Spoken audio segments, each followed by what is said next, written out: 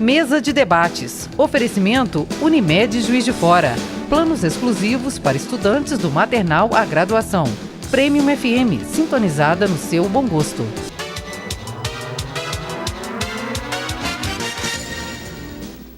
Olá, hoje é terça-feira, 18 de dezembro, e está começando mais uma mesa de debates ao vivo aqui pela TV Juiz de Fora. Hoje nós falaremos sobre a campanha Natal de Luz, uma iniciativa da Igreja Batista do Granbury, a campanha do CEPROM para arrecadação de material escolar, e vamos conversar também sobre o Natal no Abrigo Santa Helena. E ainda no programa de hoje teremos dicas preciosas para não gastar mais do que deve e não se endividar nessa época de final de ano. Eu apresento agora os debatedores do programa de hoje. Zé Lúcio Fernandes, seja bem-vindo. Bom dia, Luciano. É um prazer fazer praticamente o último programa do ano com você, né, Rogério? Porque na próxima terça, confraternização, Natal, e na outra já é a primeira terça do ano, é o Ano Novo, né? Então eu queria aproveitar para desejar aos caríssimos telespectadores um Feliz Natal, né? E um Ano Novo de prosperidade. E bom dia a todos aí nesse programa de hoje, assuntos importantes, né? Alusivos aí ao Natal e poupar, né? Ensinar as pessoas a poupar, muito importante. Bom dia ao Rogério, caríssimo ouvinte, caríssimo colega da bancada. Bom dia aos ilustres convidados. Obrigada. O nosso outro debatedor, Rogério Pasqualini. Tudo bem, Luciane? Bacana, Zé, Flávia, César, Antônio Carlos, Fernanda. Sim, um dos últimos programas do ano, né? Então a gente já vai ficando com aquela saudadezinha, fazendo uma retrospectiva mental. Agradecer a todos os telespectadores e as telespectadoras que nos acompanharam durante o ano. E o mais engraçado é que as pessoas chegam na rua comentando com a gente, né? Eu vi isso e tal. Então, assim, obrigado por todo mundo. Fazer um programa bem bacana hoje aí, né? E como convidados, César Augusto de Oliveira, pastor da Igreja Batista. Seja bem-vindo. Nós é que agradecemos a oportunidade de participarmos desta mesa e podemos contribuir de alguma forma no que está acontecendo na nossa cidade. Flávia Silveira Giron, coordenadora do projeto Recomeçar. Bom dia, muito obrigada pelo convite. É muito bom poder compartilhar o que a gente tem vivido lá no projeto também aqui hoje. Obrigada. Antônio Carlos Estevão, presidente do Abrigo Santa Helena. Bom dia, Luciana. Bom dia, companheiros de mesa. Bom dia, Juiz de Fora. Voltar essa casa é sempre um motivo de alegria, de satisfação. Essa casa que é parceira do Abrigo, que é parceira do CEPROM e que nos ajuda a levar adiante essas obras, que às vezes é difícil, mas com a colaboração da comunidade e de gestos como dessa casa, a gente sempre leva adiante. Bom dia a todos. E nossa outra convidada, Fernanda Finotti, economista. Bom dia, muito bom terminar o ano falando de poupança, né? Porque é sinal de que 2019 será um ano melhor, certo? Então, temos vários projetos em andamento. Vamos falar um pouco de um projeto de educação financeira também, que vai permitir as pessoas a viabilizarem os demais, né? Porque o dinheiro é um veículo, sem ele, infelizmente, a gente não avança. Obrigada. Final de ano é um período em que as festas e a generosidade podem fazer com que você fique endividado. O ideal é sair de casa com papel e caneta para fazer uma pesquisa de preço e deixar a impulsividade em casa. A partir de agora, a gente vai te dar mais dicas de como consumir de maneira consciente e começar o ano novo com tranquilidade. Fernanda, final de ano, as pessoas compram presentes, acabam se endividando. Quais dicas você daria para as pessoas que têm que guardar um dinheiro? Porque o começo do ano também tem muitas despesas, né? É verdade. As pessoas não se lembram que o 13º, a vantagem dele é preparar as pessoas para o início do ano, que é muito pesado. Para o profissional liberal, é um mês, janeiro, fevereiro, são meses em que as receitas caem, porque os clientes viajam, entram de férias, né? Diminuem a vontade de consumir certos produtos e serviços.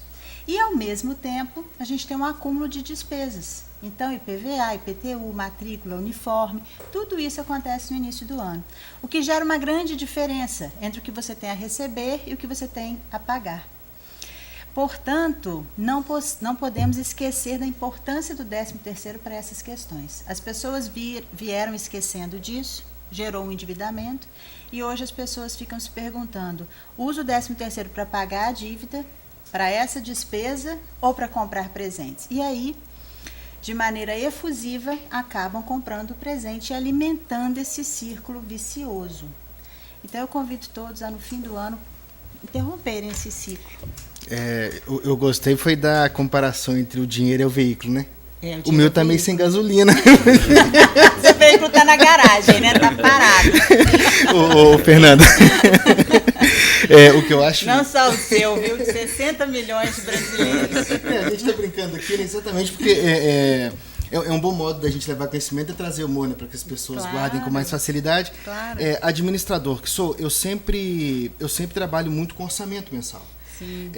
E o orçamento mensal, ele prevê, quer dizer, ele não prevê, e aí vem os meus cuidados, a gente tem que tomar muito cuidado com os custos fantasmas, né? Sim. E aí eu estou dizendo aqui, é o estacionamento quando sai com o carro, porque não é só a prestação do carro, né? Sim. É a manutenção do carro, não é só o uniforme do adolescente ou da criança, é o tênis, é a meia, é uma série de coisas que envolvem. Então, quanto melhor planejar, quanto mais no filigrana eu for para esse estudo, menos surpresa eu vou ter, né? Sim, exatamente. É uma época muito festiva, todos ficam muito felizes. Essa ideia de fechar o ano é muito grata, né? Porque a gente dá aquela respirada para começar o próximo. Na verdade, nada para, mas a gente força uma parada.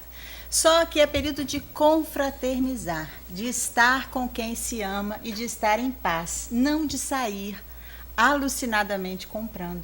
Então, nesse orçamento, as pessoas quando vêm me perguntar, eu digo, a primeira coisa é quitar as dívidas. Tem dívidas muito caras, que se não forem quitadas, vão matar a pessoa. Você vai botar veneno no seu veículo e vai morrer dentro dele, ao invés de se locomover.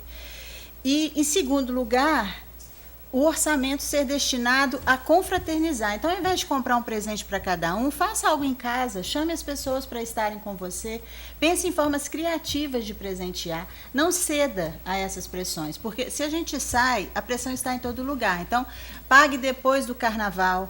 Bom, mas depois do carnaval eu tenho também no meu orçamento outras despesas, né? O mês de fevereiro e março não fica limpo para eu poder pagar o abuso do fim do ano. Então, esse orçamento ele tem que ser do ano inteiro. E no orçamento do ano inteiro, você tem que colocar um pedaço para o seu janeiro e fevereiro. O seu dezembro, janeiro e fevereiro, que são os meses mais pesados. Essa é a forma correta de fazer orçamento.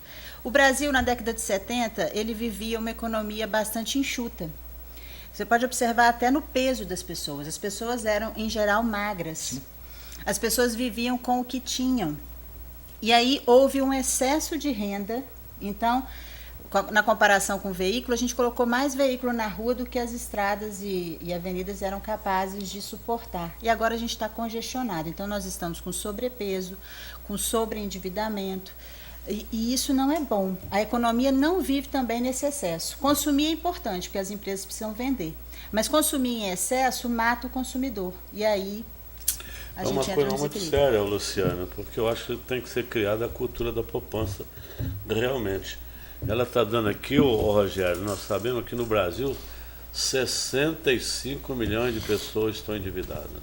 65 milhões. Então isso é uma coisa realmente muito séria, porque quase 30% da população. E o pior, tem que ter cuidado com o monstro, chama juro. Pessoa endividada, o monstro está comendo lá todo o salário dela, todo o dinheiro, ela não consegue, porque é um círculo vicioso.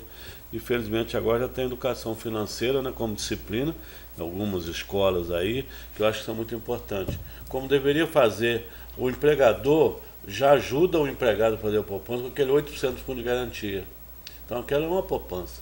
Já tira lá, põe 8%, no final do ano, em cada 12 meses, vai ter um salário já na poupança. E muitos, quando saem do emprego, consegue comprar uma casa, comprar um carro, fazer um empreendimento com esse dinheiro. Então eu acho que além desse 8% de garantia, deveria também o trabalhador falar, 10%, 20% eu vou guardar esse dinheiro. Aqui não tem inflação, né, doutora? Ô, professor, muito baixa, né? Você sabe disso. Ano, então dá, né? Tem pessoas que querem comprar, mas quer fazer empréstimo. Ela faz empréstimo. Né? Eu acho que deveria fazer a poupança dela e depois compra. Se não tem inflação, aquilo que ela vai comprar é R$1.000 hoje, daqui a um ano vai estar 1.000 e pouco. Então ela coloca lá R$100 por mês para depois comprar e evitar. Não, vem cá, vamos fazer um empréstimo. Faz empréstimo e vê um monstro juro, pega tudo, né? Então é um momento, né, que a pessoa tem que refletir e realmente, infelizmente, os trabalhadores aqui, muitos estão endividados, porque não tem estabilidade, né? Então, aquele negócio, as dívidas não param, as cobranças não param, né? Tem conta de luz, de água, isso não para, telefone, né? Todo mundo tem telefone, então não tem, né? E como o Rogério falou do carro do combustível, Vamos deixar o carro na garagem, né? Pois é. Né? Então, a vida simples, Caminhar. às vezes, ela vai trazer um reequilíbrio para as nossas relações. Por vida simples, a gente diz andar mais a pé, usar mais um transporte coletivo, porque você engarrafa menos as ruas, que já estão excessivamente vai poluir engarrafadas. menos o ar, né? Nem sempre adquirir bens é sinônimo de felicidade. Às vezes você está trazendo para a sua vida geradores de despesa, que quando você perde um emprego, uma pessoa que se compromete, por exemplo, com financiamento imobiliário de 30 anos, é excessivamente otimista. Ela acha que em 30 anos nada vai acontecer de ruim. Mas não é bem assim que a vida funciona, né? Doenças, desemprego, essas coisas vão acontecer. Então, por que não poupar por 10 anos e aí adquirir à vista? Quando a gente compra um bem financiado, a gente acaba pagando 3 vezes por um bem. Então, além de deixar de ganhar os juros, a gente ainda paga esses juros exorbitantes. E a diferença é muito grande, de fato. Quando você aplica, você ganha de 5% a 10%. Quando você toma, você paga, na melhor das hipóteses, de 15% a 30%. Então, toda essa diferença traz infelicidade. E ainda com o medo de não poder ficar doente. Quem é que pode dizer que não vai ficar doente? Todos nós estamos sujeitos. Então, a gente está trocando a vida simples por um acúmulo. Um acúmulo que, se você observa no corpo das pessoas, quando elas estão consumindo mais do que elas gastam, e um acúmulo que você observa nas contas bancárias negativas desses 65 milhões de brasileiros. Eu vou chamar o primeiro intervalo do programa de hoje. Voltamos já falando sobre economia.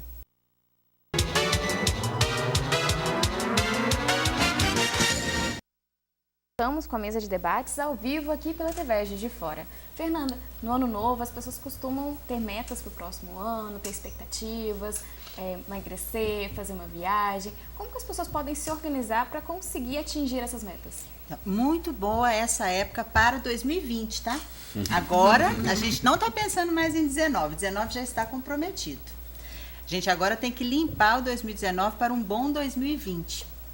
E aí, vamos colocar isso na ponta do lápis. Não precisa ser numa planilha sofisticada, pode ser num caderninho, bom e velho caderninho. Esse caderninho é nosso companheiro. Ele nos acompanha para o supermercado, ele nos acompanha para a lista de material escolar, para a lista de presentinhos, se eles forem acontecer.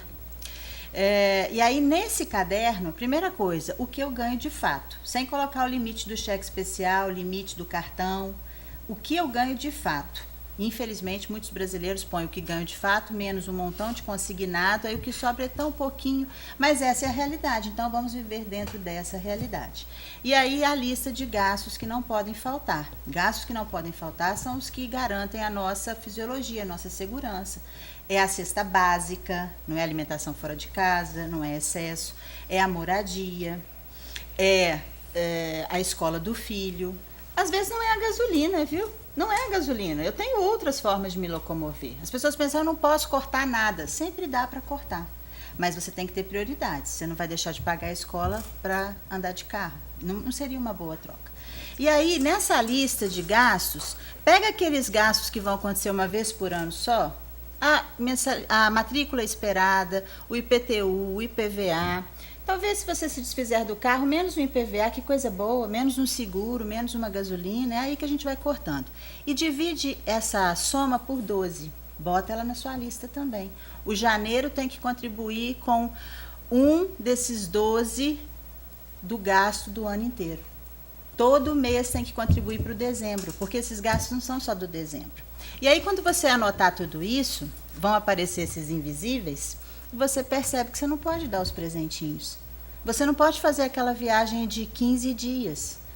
E onde você vai cortar? Cada lista é uma. Eu não concordo com o 10%, 15%, porque às vezes 15% para uma pessoa é pouco, para outra é demais. Então, cada lista é individual, é da família. E essa lista tem que ser negociada com a família. Você tem que dizer para o seu filho, olha, eu não posso te dar esse tênis, porque para eu te dar esse tênis, eu vou ficar preocupado com a prestação que eu não posso pagar. E se eu estiver preocupado, eu talvez fique mais irritado. E se eu estiver mais irritado, a gente não vai ter uma qualidade de vida dentro de casa. Então, o que você prefere? Seu pai e sua mãe tranquilos ou esse tênis? É importante que as crianças participem desse orçamento familiar, porque isso vai criando consciência financeira nelas, e elas vão ajudando. Ontem aconteceu com meu filho de 7 anos. Eu perguntei, o que vocês querem de sorvete? É férias, né? Então tem umas regalias. Eu quero sorvete da vaquinha. E aí eu escutei assim. Falei, o que está acontecendo? Eu falei, qual é o sorvete da vaquinha? Não, mamãe, não quero mais não, pode deixar. Aí eu fui lá saber o que tinha acontecido.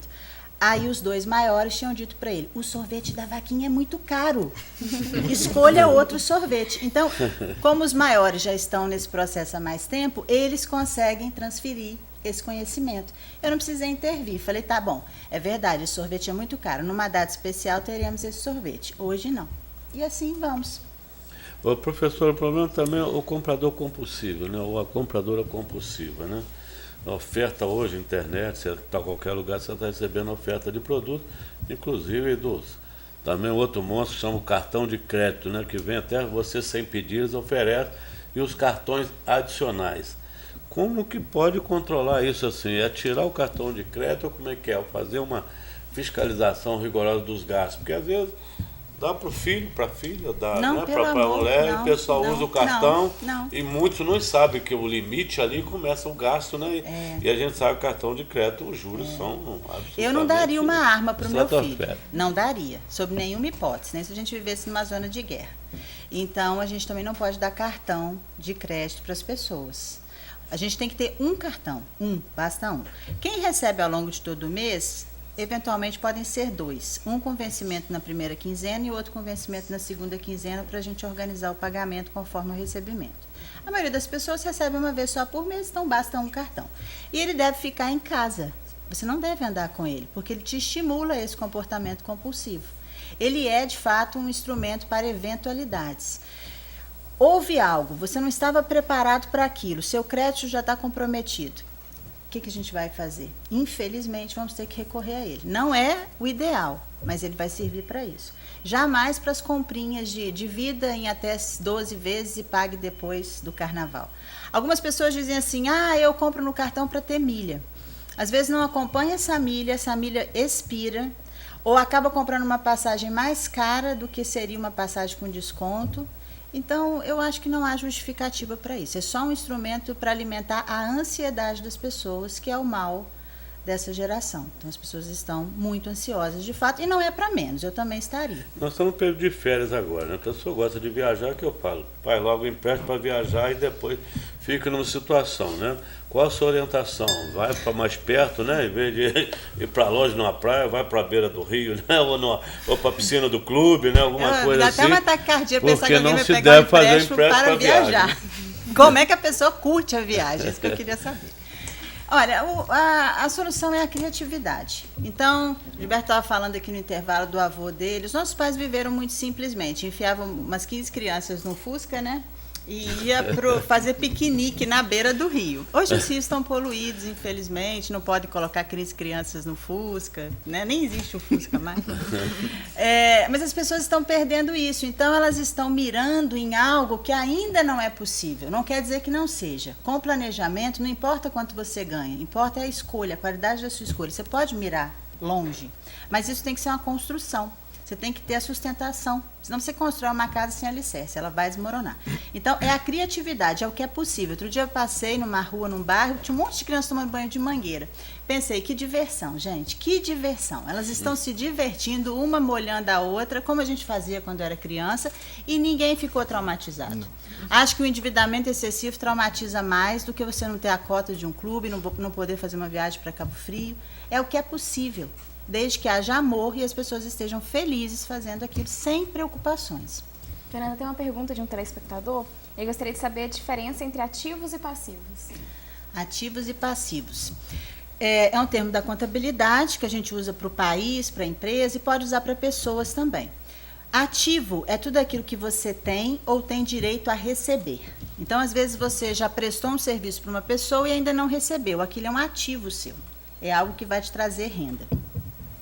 Um passivo é tudo aquilo que você deve, é uma obrigação que você tem com uma outra pessoa. Então, na contabilidade, ativos sempre se igualam a passivos. O que a gente tem para pagar é resultado de um gasto que a gente fez com bens que eventualmente nos geram receitas e aí vão gerar os a receber. Então, isso tem que estar equilibrado. Se eu me desfizer de tudo que eu tenho e receber tudo que eu tenho a receber, eu liquido tudo que eu tenho a pagar. E se houver uma diferença, na contabilidade essa diferença pertence ao dono do empreendimento. Chama patrimônio líquido. Essa diferença, então, sobra para nós. E se funciona no caso de um financiamento, por exemplo? Um financiamento para uma empresa, para uma pessoa física, é sempre um passivo, é algo que ela tem a pagar. Se ela toma esse financiamento para abrir um negócio, e se esse negócio vai dar um bom retorno, tudo bem.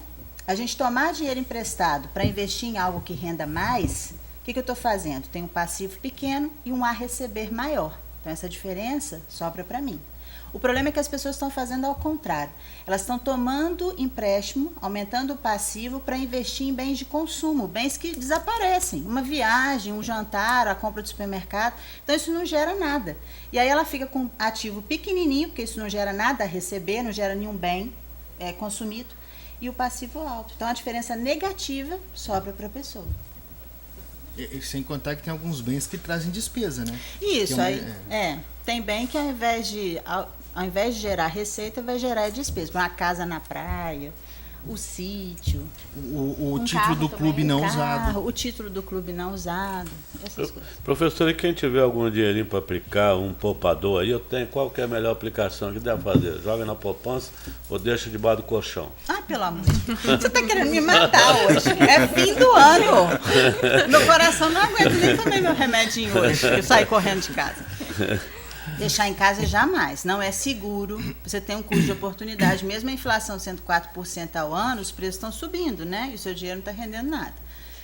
Então, estimula a impulsividade, o dinheiro está ali olhando para você, né? Então, a poupança também não, porque desde 2012, no governo Dilma, a poupança rende só 70% de todo o resto dos rendimentos da economia. A Dilma tentou matar a poupança, porque ela precisava que o dinheiro da poupança migrasse para o financiamento do governo. Então, a poupança foi, para mim, oficialmente extinta em maio de 2012. Se você observar lá, pegar o seu saldo, vai vir assim, poupança velha, 0,5% ao mês, ou 6% ao ano. Essa é que está na nossa cabeça. A poupança rende 0,5% ao mês, não mais. A poupança nova, aí vem assim, nova poupança, 0,37%. Então, quase a metade da poupança velha que já era ruim. Então, a poupança morreu, gente. Vamos fazer um segundo de silêncio por ela. Ela morreu, tá? As pessoas ainda gostam dela, porque às vezes não sabem o que fazer. Então, infelizmente, não temos hoje aqui conosco o Rodrigo, que é um colaborador do programa, mas nós temos em Juiz de Fora 3 escritórios especializados em investimento. 3 físicos. Na internet tem mais um tanto. Então, se quiser fazer como faz no Mercado Livre, pesquisar, tá aí à disposição. Em Juiz de Fora temos 3. Procure um desses escritórios, não custa nada, nada. Você vai entrar lá, tomar um café, beber uma água, às vezes tem ar-condicionado, você foge do calor da rua, não custa nada. E eles vão te dar pelo menos 1000 alternativas, 1000, não é figura de linguagem, não, é literal. Pelo menos 1000 alternativas para fazer investimento. Desde aplicar num CDB bancário, de um bom banco, então tem que saber escolher o banco onde você está investindo, até coisas mais sofisticadas se você tiver renda para isso. Mas o importante é que você procure alguém que vai te ouvir, conhecer da sua vida e te ajudar na escolha do melhor produto para o seu perfil. E se for mais arriscado, ainda tem o próprio mercado esperando alguns investimentos aí, não precisa ser tão grande. Não, nesses escritórios que eu falei, esses 3 físicos aqui em Juiz de Fora e todos os online, o difícil do online é que você não tem com quem conversar, né? E às vezes você quer trocar uma ideia. Então, o objetivo desses escritórios é serem didáticos, te explicar todas as opções possíveis. Nesses escritórios você tem todos os produtos financeiros, todos. Desde os bancários, até emprestar para o governo, os títulos públicos, até empresas, financiamento de dívida de empresa, tudo que existe no mercado financeiro a gente acessa via corretora. É como se ela fosse o mercado livre do mercado financeiro. Investir no tesouro seria uma boa opção? É a primeira opção depois da morte da poupança, é a primeira opção. Porque os títulos do Tesouro tem várias opções entre eles, mas tem um que agrada muito a quem está fazendo essa migração da poupança para uma outra coisa, que é aquele que paga a inflação. Então, se a inflação for 4, ele paga 4, se for 20, ele paga 20, se for 50, ele paga 50, quer dizer, você não perde poder de compra. Mais um extrinha, uma gordurinha boa, né? Gordura de avelã, né? De amêndoa, enfim, essa gordura boa, isso é que ela existe. Essa gordurinha boa. Então, o Tesouro IPCA mais alguma coisa é uma ótima opção. Você se protege contra a inflação, que é o grande medo, né? De quem tem mais de 40, porque vai que ela volta mesmo, mais alguma coisinha. E lembrar, né, que tá período de férias, mas quando o pessoal voltar, vai estar na caixinha postal, vai estar lá, né? PTU, IPVA, aumento da mensalidade escolar, né? A listinha do material escolar, então... Bem lembrado, tem que ter cuidado, né? Eu sou muito fã das pequenas economias no dia a dia, em vez de uma grande economia que às vezes, né, vai gerar uma série de ela levanta o papel ali. Tá na hora já do intervalo, né? Não, mas é isso, é cuidar das pequenas despesas que vão fazer com que no final do ano eu tenho uma economia muito maior. Então, né? veja bem, imagina que você some lá seu IPVA, seu IPTU, a mensalidade das crianças, isso dá 12 mil. Meu pai, 12 mil que eu vou ter que pagar entre dezembro e janeiro. Divide isso por 12, dá R$1.000 por mês. Então, todo mês você tem que guardar R$1.000 para você ter esses 12. Mas você não vai guardar ali em casa. Você vai guardar, por exemplo, no Tesouro IPCA, que é um título que vai render a inflação mais alguma coisa. Então, você nem vai precisar juntar 12, você vai precisar juntar 11, ou então você junta 12 e essa sobrinha você leva as crianças para um piquenique, por exemplo. Certo. E é essa a ideia. Põe no fusquinho e leva para o piquenique. Eu vou ter que chamar mais um intervalo, mas antes eu gostaria de agradecer a sua participação aqui. Infelizmente não vai poder ficar com a gente no restante do programa, mas é sempre um prazer recebê-la aqui. Muito obrigada. Eu que agradeço. Excelente fim de ano para todo mundo e vamos alimentar a caixinha, tá? A boa caixinha. Obrigada. Vou chamar mais um intervalo, voltamos já com a mesa de debates. Mesa de debates. Oferecimento Unimed Juiz de Fora. Planos exclusivos para estudantes do maternal à graduação. Premium FM, sintonizada no seu bom gosto.